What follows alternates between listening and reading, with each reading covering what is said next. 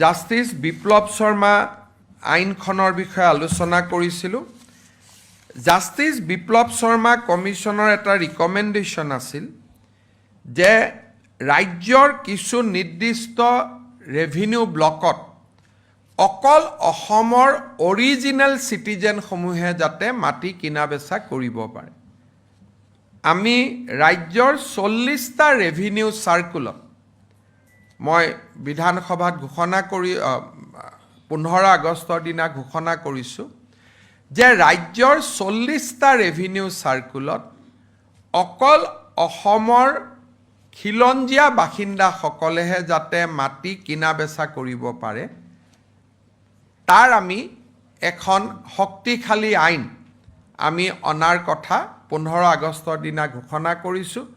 আমি কোনকেইটা revenue circle হ'ব তাৰ ওপৰত আমি সংশ্লিষ্ট সকলো পক্ষৰ লগতে আলোচনা কৰিম আৰু আমি 40টা ৰেভিনিউ চাৰ্কুল আমি আইডেণ্টিফাই কৰিম। চাওক, বেচিকেলি নামনি অসমত এইটো হ'ব। আটাইকেইখন জিলাততো প্ৰয়োজন নাই। যোৰহাটত এইটো আইন প্ৰণয়ন কৰি কি লাভ আছে? সকলোৱে অসমীয়া, গতিকে ই নামনি অসমতে বেছিকৈ এই ৰাজহ চক্ৰকেইটা নামনি অসমতে হ'ব। কিন্তু আমি চিলেকশ্যন কৰিম। কিন্তু মোৰ যিমান দূৰ দৃষ্টি আহে, ধুবুৰী, গোৱালপাৰা, বৰপেটা এইখিনিতে আমি বেছিকৈ কনচেনট্ৰেট কৰিব লাগিব। যিখিনি মাটি অন্ততঃ বাচি আছে তাক বচোৱাৰ চেষ্টা এটা কৰিব লাগিব।